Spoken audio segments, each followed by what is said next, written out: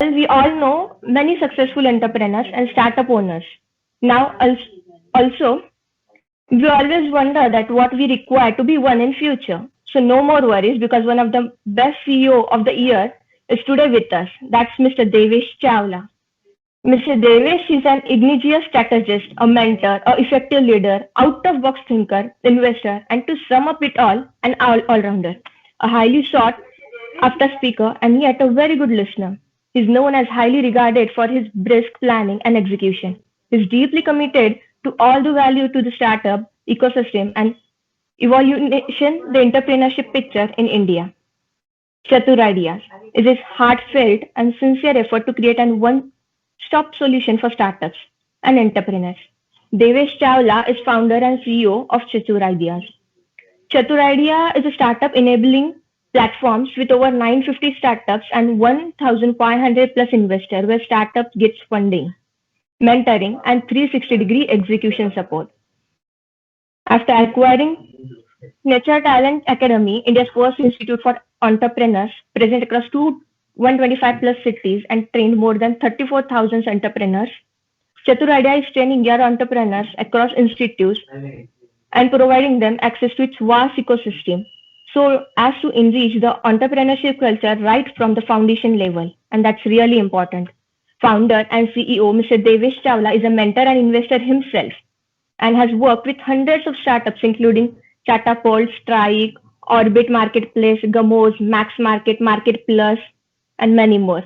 He also runs entrepreneurship programs across colleges and startups, along with the joint certification courses with IIT Bombay, Spenta Global Accelerator, USA, etc. He has covered various media, newspaper, TV channels in India and globally.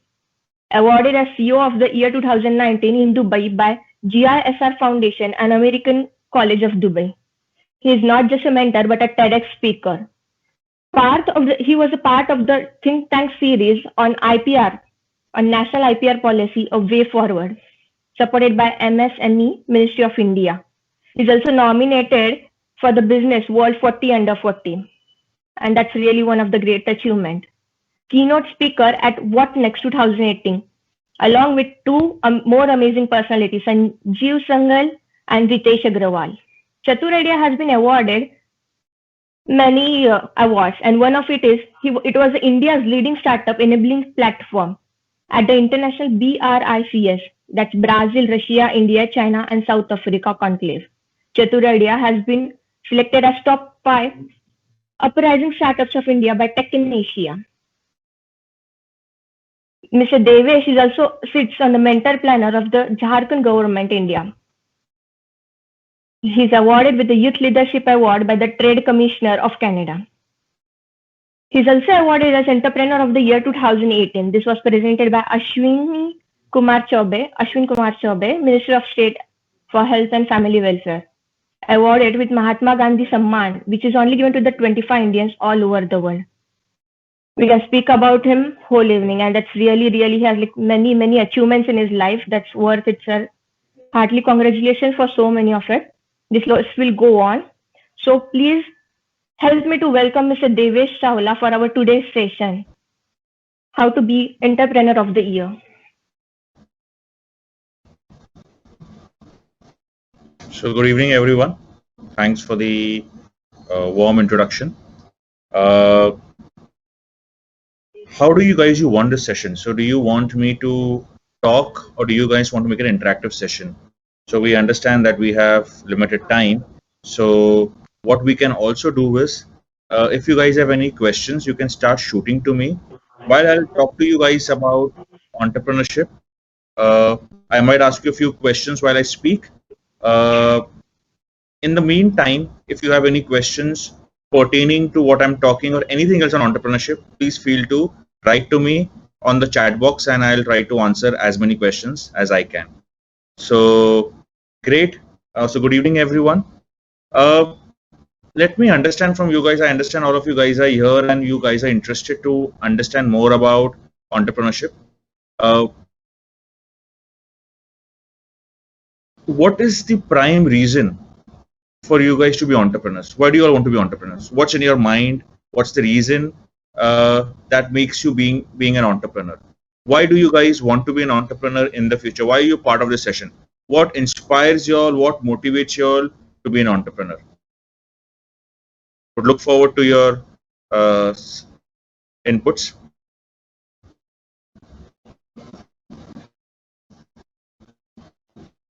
So, sir, actually, personally, I feel like 9 to 5 job is like okay, but if Okay. I step into entrepreneurship, I can Uh, explore more. Like there are many opportunities that I can explore and I can contribute to the society. Like now okay. also in a COVID situation, we all are locked inside. There are Yes. many out there who don't have food to eat, who don't have a shelter, who are traveling like barefoot on the road to reach their hometown. So that's True. like really terrible situation India is in. So if I step into entrepreneurship, I can contribute to society by bringing out the products or bringing out the things which are still not there and which people need it. True. So that's what I'm up to.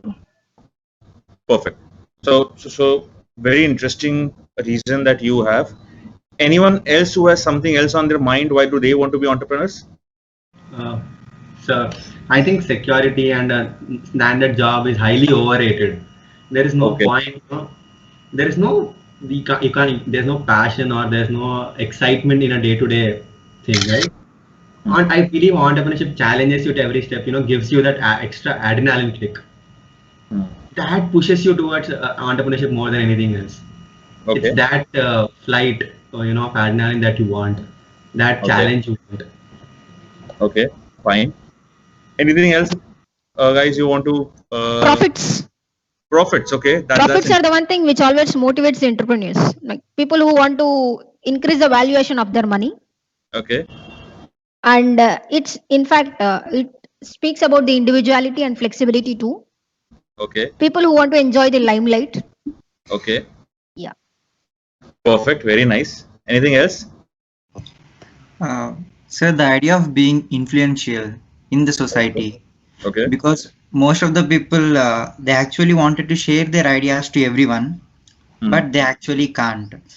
Right. If they are a successful entrepreneur, what they think can be executed properly, and what they think can be listened by the people and can be adopted, and finally he can just see his dream story being in life. I mean, what I wanted to say is, for example, my dream is to see each and every kid having the latest tech in his hand. So Acha. what I dream is providing the most affordable technology to each and every kid. In that way, sharing knowledge will be very useful.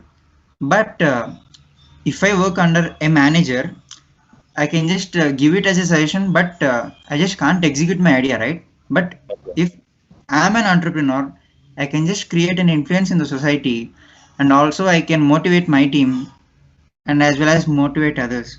So the idea of being influential and independent is what I believe. Okay. Fine. Anything else? Anyone else wants to speak up?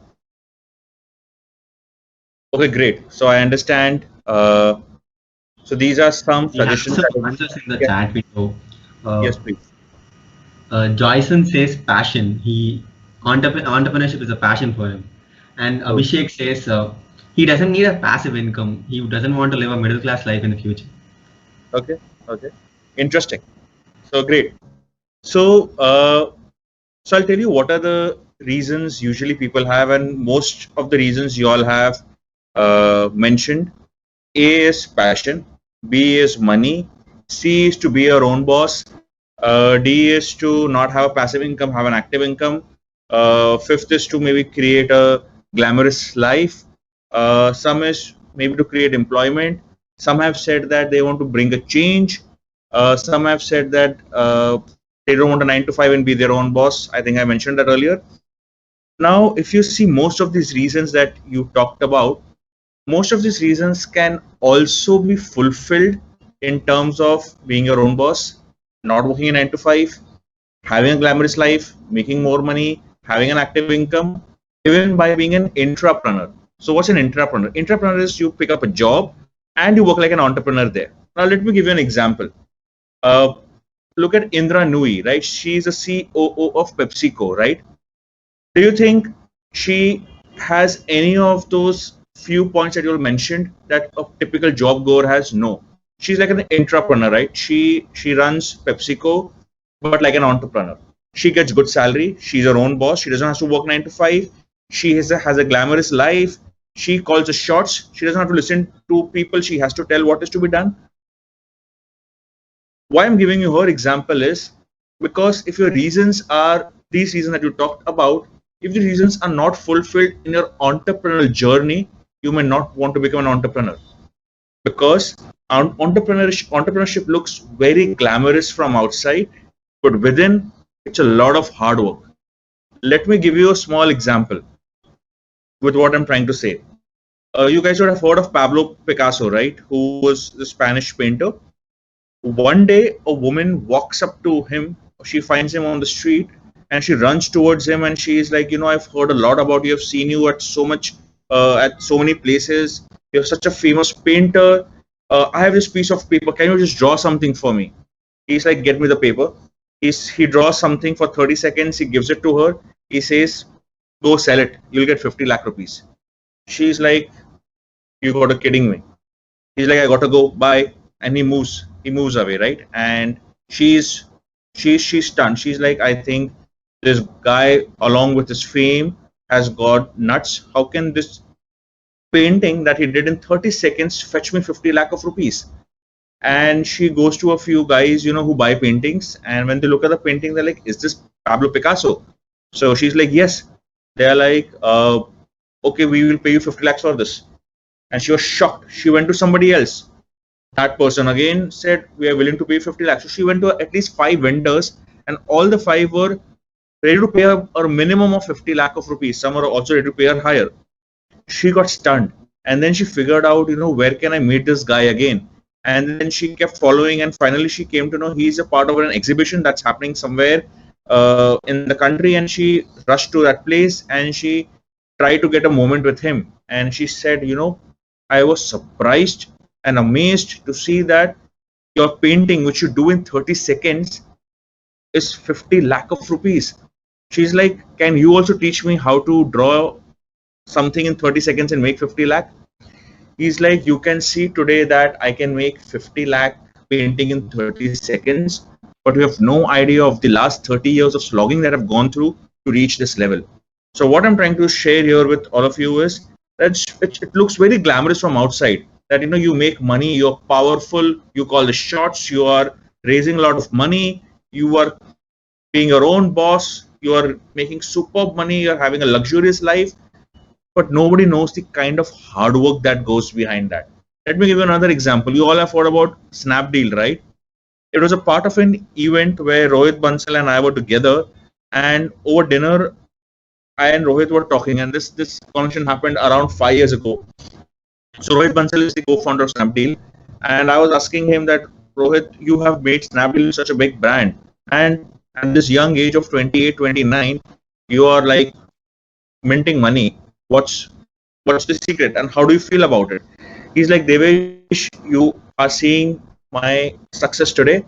If you had seen the last 7 years of slogging that I've done to make Snapdeal to where it is, trust me, 85% of people would not want to be entrepreneurs.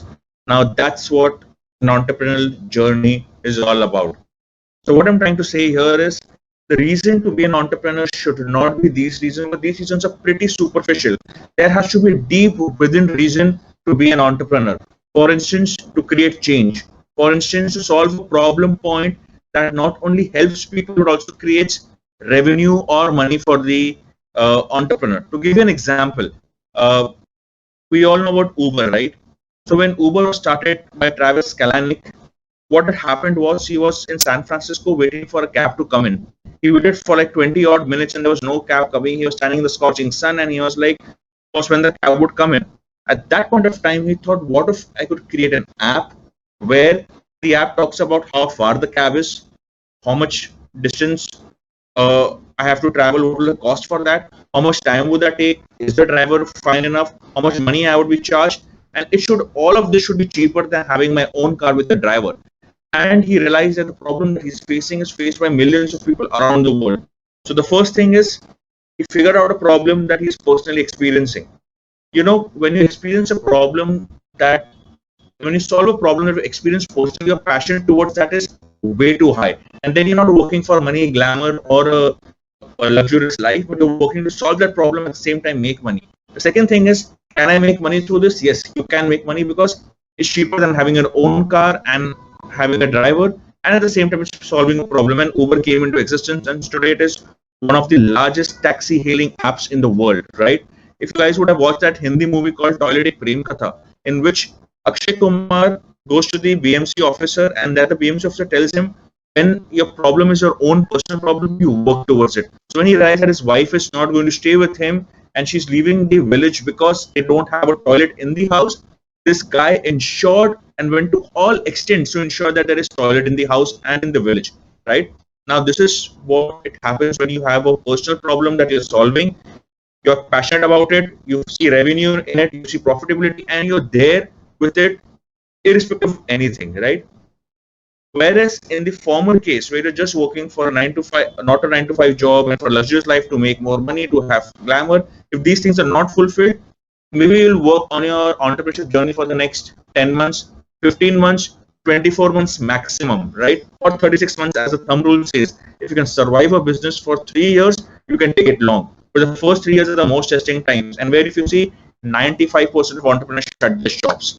95% entrepreneurs don't even go beyond 3 years of their career because all of the superficial reasons for which they started the entrepreneurial journey is no longer there, and hence they are not motivated enough, and hence they don't take it ahead. So the first and the foremost reason to be an entrepreneur is that you have to be ready for the grind, and it has to be a deep passion that takes you in to move to the next level, and not the superficial reasons. Hope that gives some kind of a clarity.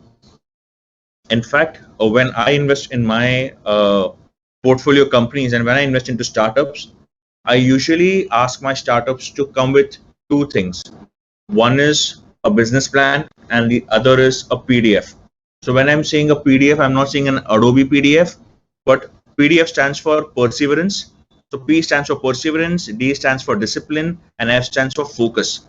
I am very, very pertinent about if these three characteristics are there in my entrepreneur, in the company that I'm investing in, because 70% of the focus of investors is on the entrepreneur and his team, and 30% is actually on the business plan, which talks about the profitability, the scalability, the marketing plan, the growth prospectus, etc. So what's pretty important is how good is the execution, how good is the team. If you see, most of the venture capitalists also bet on the jockey and not on the horse, which means they bet on the entrepreneur and not on his business. So many a time when I see that I get an entrepreneur who has got a beautiful business plan, but I don't see the execution power in him or his team, I don't invest there. Vis-a-vis, when I see an entrepreneur who is superb in his execution, may not have a very strong pedigree, but his idea and his idea is okay, it's not very great, but the team is awesome. I would go with the entrepreneur and his team because they've got strong pedigree. The team is pretty strong. Idea is okay, that can be shaped, and for that's what investors are for, right? We're there to not only put in money, but also to mentor and guide you all to move to the next level. So that plays an important role. And when I talk about PDF, let me spend a minute to explain each of these points. So when I say perseverance, if you look at Thomas Edison, right, he did 10,000 experiments before we have electricity today, right? The light today.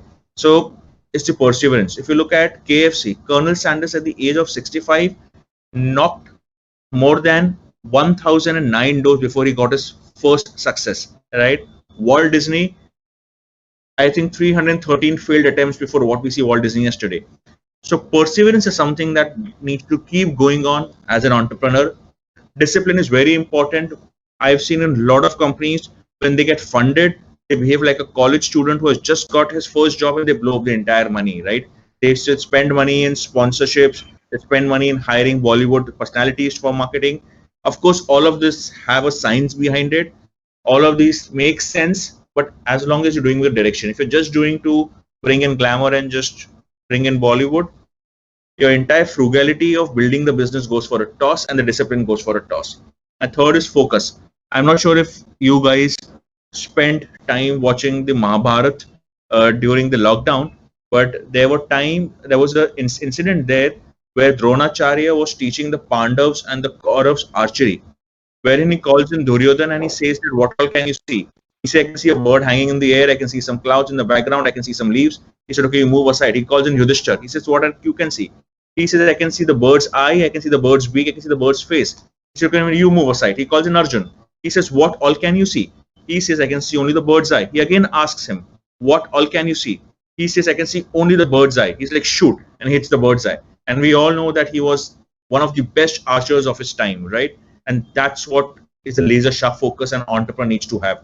There are a lot of distractions that keep coming your way when you're towards your goal, but as an entrepreneur, you need to be laser sharp focus, and that's what I look when I invest into my portfolio companies, and that's what as an entrepreneur you should have it in yourself. Whether you want to raise funding or no, you need to be perseverant, you need to be disciplined, you need to be focused. So yes, so I think that's something from my side. Before I proceed, are there any other questions that you will want me to answer? Because I understand we have limited time. So I want to do less of speaking and more of answering your questions, so that it's a practical learning for you guys, which you guys don't find on internet or you don't find in books. So take the maximum chance out of this interaction, where I can share my real life experiences and practical experiences I can share with you guys. Any questions?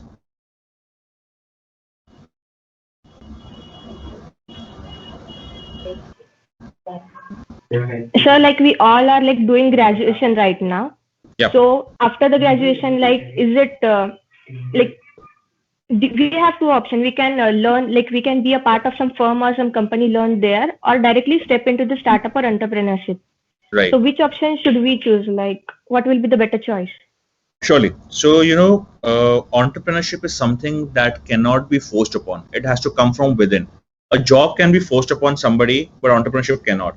So as long as you don't have the fire from you from within, I think you shouldn't get into entrepreneurship. But if you have the fire within you, and then you want to take a call that whether you should pick up a job first or pick up entrepreneurship as a career, my suggestion is that you should take a calculated risk. And as an entrepreneur, taking risk is important, but taking a calculated risk is much more important, right? So you don't just run, you just don't jump into the sea to swim. Maybe you learn swimming in the swimming pool, then you start swimming closer to the shore, and then you dive deep into the sea, right? Similarly, my suggestion would be maybe take a few years of corporate experience to understand what is it to be on the other side of the table, right? Because when you be an entrepreneur, you'll be on this side of the table and you'll have customers on the other side. Once you're into a corporate, you'll be on the other side of entrepreneurship. You'll understand how the world is there. You will understand how to run processes. You'll understand what is standard operating procedures. You will understand how to manage customers. You will learn a lot of things where you get paid for. So you're learning and getting paid at the same time. So what you need to do during your career, as while you're doing a job, is give your 100% there, because you can't have two personalities where you say that I'll give my 30% into a job and give 100% to entrepreneurship. It does not happen. You are what you are. So give your 100% to a job. Try to be innovative. Try to be an intrapreneur, as I talked about, right? So like Indra Nu example I gave you. Nandan Nilekani is another example. So there are multiple such examples who are entrepreneurs within their company. So for example, today the like button that we have on Facebook, Mark Zuckerberg did not discover that button on his own, right? It is somebody on his team that has worked on that. The option of getting live on Facebook, again, Mark Zuckerberg has not invented that button, or has not come out with that button. It has been a part of somebody from his team who has been innovative, who's thinking like an entrepreneur, who's doing that. So you be that entrepreneur in your company that you work for, where you not only do what you have given a task, but do the extra mile, be innovative, try to do something extra and build that experience. And once you're confident about that, then you have some savings with you, have some experience with you, you're then taking a calculated risk, then you put down your papers and start your entrepreneurial journey. Hope that answers your question. Thank you so much, sir. It was like really what I was expecting. Surely. So we have a couple of questions from the FB live session. Yeah. Mohiuddin Sheikh says he wants to learn more about financial markets. He's trying to learn, take as many courses as possible. He's a BE student. He wants to take internship in broking firms. Will this initiative help him? Absolutely, yes. So if you want to run the financial markets, broking firm would give him the best platform, because in a broking firm, the initial role that they give to interns is either sales or punching orders, and both of them is going to teach him a lot about the financial markets, how the markets actually function. One is a bookish knowledge: what's a stock market, what is the NSE, what is the BSE, what are futures and options, how do you trade into them, what's a triangle, what's a straddle, what is a hammer, what is a morning star, etc. Now all of these things, that's all bookish knowledge. But when you're on the floor, you actually learn how to take trades, how people actually buy and sell, how is demand and supply, and how you can practically, you can make money or lose money in the stock market. So I think doing an internship with a broking firm will give him a lot of clarity and a lot of expertise in the financial market. So I think yes, he should go for it. Yes, sir. I hope it answers Mr. Sheikh's question. There's another question from Mr. Joyson. He says he's a working professional and should he leave his current job and start an enterprise, or initially, do it as part-time? Grind the whole thing, or, do a double job. That's what he's asking. Yeah. So again, it all depends if the fire is from within or it's under social pressure. Nowadays, becoming an entrepreneurship, doing entrepreneurship and becoming an entrepreneur has become a fad. People do it under social pressure. So as long as that's not the reason, and if he really wants to be an entrepreneur, now he has to assess the situation. He has to first see, does he have enough money to back him? So for instance, today if he quits his job, can he actually run for the next 12 to 15 months without money? He has enough savings. If yes, he should maybe give it a shot by putting down his papers, because entrepreneurship is not a part-time thing, it's a full-time thing. But if he does not have the money, but he can manage his time, then he should do as a part-time. And another thing that he has to look at is he has to do a market survey, an empathy study, to figure out, is there demand for his product or service that he wishes to build up. Because many a time what happens is, as entrepreneurs, people first figure out the solution and then start hunting for the problem. And that is also one of the reasons why entrepreneurship fails for a lot of people, because they're finding a problem for the solution that they have built. It has to be other way around. Figure out the problem, you build a solution, you see if there are takers for it. If yes, then get into it full time. So I hope that answers his question.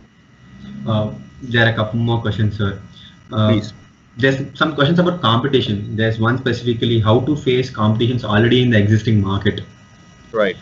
And how to, grab an opportunity that's present in today's market, before the competition gets the hint of it. Okay. So I am not sure of how many of you guys watch Hindi movies here, but there was a very famous dialogue of the movie Dawn, where Dawn says that Dawn अपने दोस्तों का हाल पूछे ना पूछे, अपने दुश्मनों का ख्याल हमेशा रखता है. So as an entrepreneur, you need to be focused on your competition. You need to know what a competition is doing. You have to be actively involved, and you have to understand what a competition is doing. It's pretty important. So there are two ways you can look at this. So there is a direct competition, there's an indirect competition.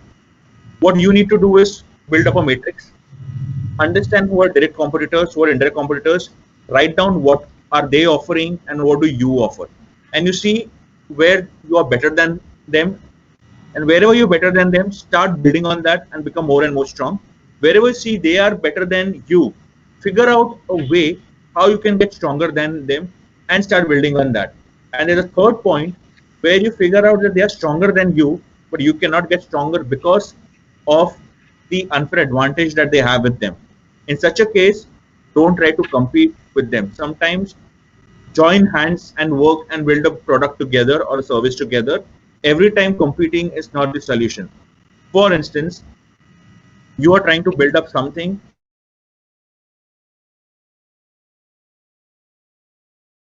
space. You can build from the 10% that you have to the 100%, or you see that the kind of energy that you put in fighting with that 90% is way too heavy. You start joining hands with the 90% and both of you enjoy the 100% together. Now that is called business sense, that is called being tactical, that's called being entrepreneurial. Every time fighting and getting a solution is not the way to do entrepreneurship. Sometimes working together is solution. So as Ratan Tata says, if I am right, if Ratan Tata has said this, If you want to walk alone, you walk fast. If you want to walk together, you walk slow, right? So what I'm trying to say here is that sometimes you have to walk together with people. Every time walking alone is not the solution, right? And walking together is sometimes you have to join hands with the competition and take it ahead. So this is how you manage your competition. And if you want to be sure that they don't go ahead of you, either you act fast or you join hands and together you'll move ahead. Hope it answers this question. So one more question. What's the Right. best way to excel in sales department? Okay. If someone wants to gain a good reputation in customers, what should be done in the beginning itself? Okay. So I'll give you an answer to this. I talked to you all about doing a market survey, right? Now, when I'm saying doing a market survey, doing an empathy study, let me take an example. So, for example, you've built a product which you want to sell it out in the market. What do you actually do with that product is you have a the first step is that you go and reach out to your potential customers and you ask them that whether you would take this product or no. You share all the features, you share the pricing, and you understand from them. You'll get a lot of clarity from your customers whether they'll take this product, yes or no. If yes, why? If no, why not? And then you ask the pricing from them. What pricing are they willing to pay? Now, these two things will give you a lot of clarity where you should actually build your product from. So, for instance, you are building a product. The cost for you is, say, for example, 2,000 rupees for the product. In the market, somebody is selling a product for 15,000 rupees. Now, you feel that your customers are telling you that the features that you have and that product has are similar. So, they would buy the product, but they would not pay you more than 5,000 rupees.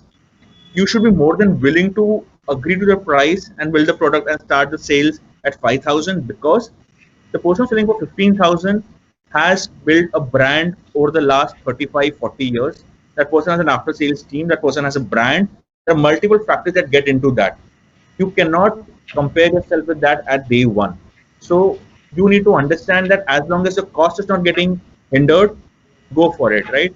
So that's a first step in an empathy study or a market survey is that you understand the features and the pricing. The second step is now where I'm going to focus on sales and answer his question is I wanted to mix the two because a lot of people ask how do they figure out whether their idea is right or wrong. So this is the way you do, which also answers the question of sales as well.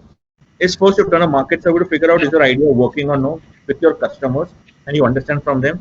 The second is you take a 10% advance from your customers for the product. So you tell them my product is costing 2,000. If you can just pay me 200 rupees, what's going to happen is I am sure that you're going to take the product from me, and after 1 month I'll get the product to you. If I'm not able to deliver, I'll give your money back to you. Now there are three things happens here. The first is you become an awesome salesperson because you're selling a product which is not even out in the market. One of the important things for an entrepreneur is apart from having strong integrity, you need to be a very good salesperson. So that's point number one. So you have shown your sales skills by selling a product without being out in the market. It's like selling a comb to a bald person or ice to an Eskimo. The point number two is it's human psychology. The pain of losing 10% is much higher than the pleasure of gaining 90%.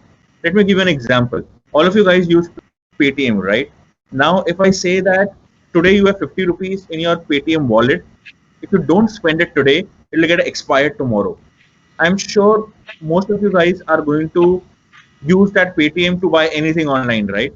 50 rupees does not matter. But for you, it's in your wallet right now. You want to use that. You may just go to Amazon. You may just go to any other place and just buy it from that 50 rupees of Paytm will not let go waste, right?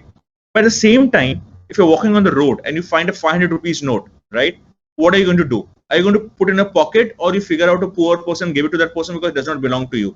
I feel most of you guys will give to a poor person because it does not belong to you, right? You're not excited about getting the 500 rupees, but still the pain of losing 50 rupees is much higher. The same logic when you book an Uber, right? And you'll try to compare it between Uber and Ola, whichever is 20 rupees cheaper, you'll go with that. But if you have to just, if 20 rupees falls off, you will not even care for that, right? So what I'm trying to say is human psychology, the pain of losing 10% is higher than getting 90%. So here what's happening is if somebody's paid you 10% advance, that person will definitely pay you the remaining 90%, or the chances of paying is higher. Definitely is a very strong word, but the chances of paying higher. The third thing is you get genuine feedback, because many a time people give you a good feedback on a product only because they don't want to waste their time with you, right? But when you're asking a 10% advance, they have to give you genuine feedback, because if they give you fake feedback, they wouldn't just give you a 10% advance just to show you away, right? They would then actually spend time and say that you take my half an hour, but I'm not going to pay you this 200 rupees because the product is not good. So this is how you become a good salesperson, and do it from the start when you're testing a product, because you start taking advance from your people and you'll return the money, of course, if you don't able to deliver it. But this is how you become a very strong salesperson, and only 10% people succeed in doing this. 90% people can't do it because it's a very, very tough step. But yeah, that's the way you do sales. Am I going too fast, or you guys are able to catch up with me?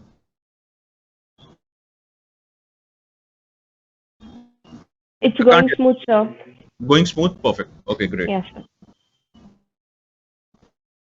I can't hear you. You're on mute, I feel.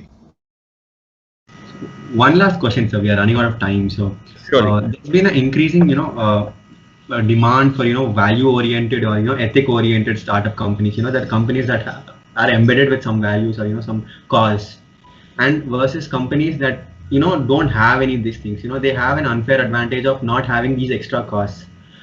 So let's take Apple. Apple has recently removed a charger from the box. That made the box a short iPhone 12 box.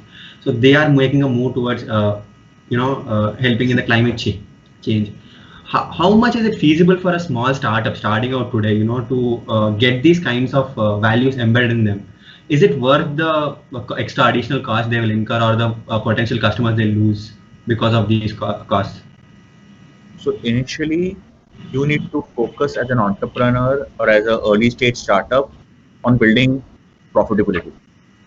Most of these things that brands like Apple do is not only uh, for reducing the climate uh, stress, but also at the same time to build a clean image for themselves. That also works very strong for the marketing as well. So as an early stage startup, what you need to focus on is to build in profitability, but in an ethical manner. I would Ethical is of prime importance, but creating value uh, as a trade-off in losing customers is not the right way. So, for example, you become environmental friendly and you lose customers. It's not what I would suggest to an early stage entrepreneur. You try to save environment and save some uh, costs and lose customers is not the right method for early stage startup, because you're pretty young in your entrepreneurial journey and you're pretty small to bring that change at that level. Might as well, if you want to really bring a change, you start from your own self. Stop using the air conditioner because that brings in pollution. Stop driving around, that brings in pollution. Start walking in. So if you start bringing those changes, if you really want to bring change, start bringing in your personal life than in your company, because it will become a loss making company for you. But eventually, once you reach at a certain level, yes, bring those value in. But however big or small you are, one thing should never compromise is ethics. So ethics have to be pretty strong. Yes. Thank you so much, sir. We hope you stay for the end of the session. Janvi, can you take over now?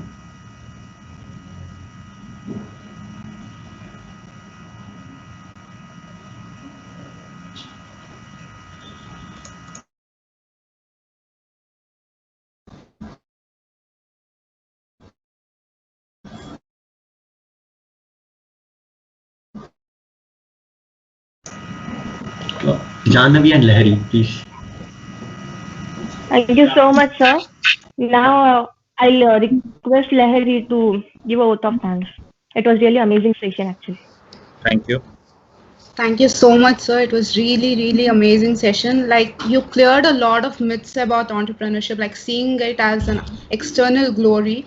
I think it is really nice if we clear them before we enter the industry, so that we don't make those mistakes. Like, we don't think it as an external goal, and without having a passion, if we enter it, that would be a really loss to us. And I think clearing it out at this early stage is really nice, and we are so grateful for you to accepting our invite and enlightening us with your ideas and opinions, sir. Thank you so much. Thank you.